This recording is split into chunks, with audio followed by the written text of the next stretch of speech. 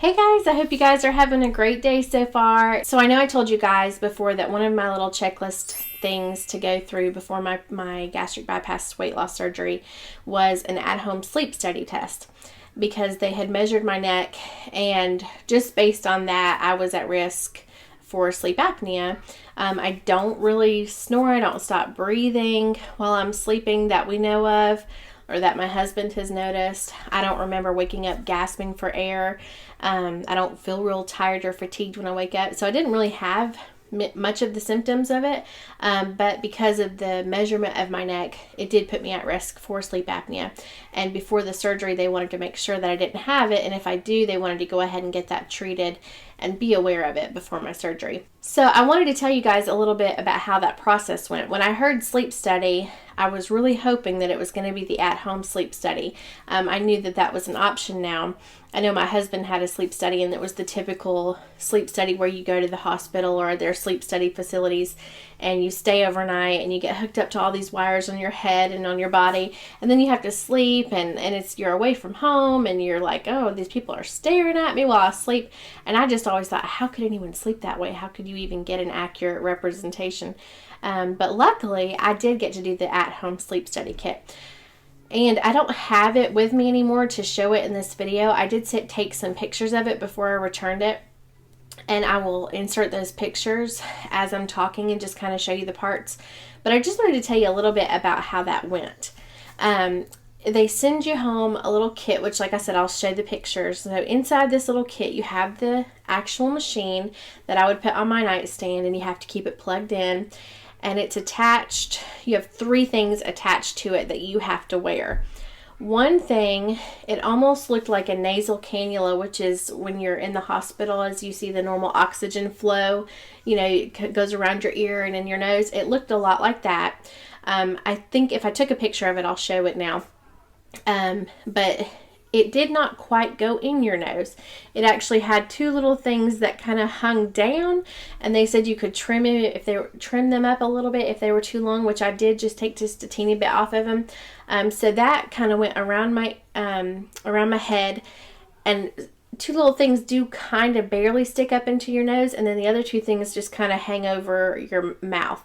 So I had to wear that, which was attached to that machine with a wire, and I had to wear a strap around my waist, kind of under my bra line, and it would just like clip into place, and I had to wear that, which was attached with a wire to that machine. And the third thing was just one of the normal, how they check your oxygen levels. It kind of clipped onto my finger, and it was very secure, because I worried about that it would come off in the middle of the night, but it was pretty secure on my finger, and that was attached with a wire. So I had all of these 3 things attached to me all night long, and so you can imagine I didn't sleep great, but I didn't sleep as bad as I thought I would. You had to at least wear it for 4 hours for 3 nights. And the very first night, I remember my husband saying, oh, at whatever time it was, you can take that off. So I thought, oh, that's all right. I'll be able to sleep with it all night long. But I found myself waking up and being like, what time is it? Can I take it off now?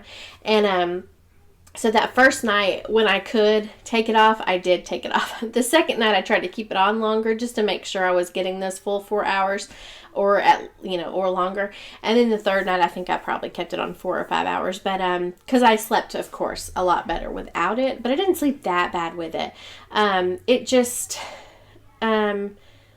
I know one time I must have been like tossing and turning in my sleep, and the machine kind of moved off my nightstand, and that woke me up. And just little things. I was worried that would come off my finger, and the thing around my under my bra line, that didn't bother me so bad. But every time I would move, I would wake up. So it wasn't that bad, though. I was very grateful to get to do it at home, even though it was 3 nights in a row. I just got it over with and got it done. I brought it back, and I'm still waiting on my results. So they said it could take, I think they said 2 or 3 weeks.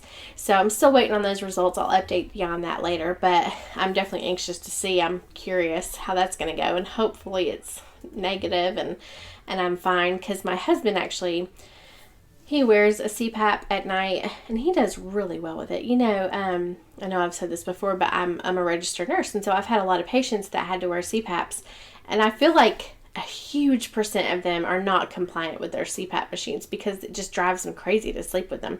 And I've always thought that that would be such a pain to have to sleep with a machine like that. And he loves it. He can't sleep without it. I mean, if we go one night away from our house, he's packing that thing up, or he doesn't sleep well. So I'm so happy for him that it's worked out well. And I hope if I have to wear one, it goes that well. But I just hope I don't have to wear one. But we'll see. It is what it is. So yeah, so it's done. That's one of the things checked off on my list. And, you know, as you could see through the video, I showed some pictures of it. It was not bad at all. And I'm just anxiously waiting, not too anxiously, but I'm just waiting on my results now. So I'm curious about that. And I'll update you on that later. But if you have any questions, let me know down below. But it went well. That's one thing off my list, and I'm excited to continue with this journey. So, but yeah, I'm going to do another video on how my second visit went for my 3-month supervised diet checkup. That I just had that done. So I'm going to do an update on that. And you guys, like I said, let me know if you have any questions down below. Just comment and let me know if you have questions about the sleep study kit or anything. And I hope you guys enjoyed this little video. Pretty short, just wanted to kind of explain how that sleep study test went in case you guys have to go through that and you're curious, well, how does that work? And you know, what all will I have to do? It was really simple. So, but anyways, I hope you guys enjoyed this video. Thank you so much for watching. Don't forget to subscribe if you want to continue watching my journey about before my weight loss surgery and things like that.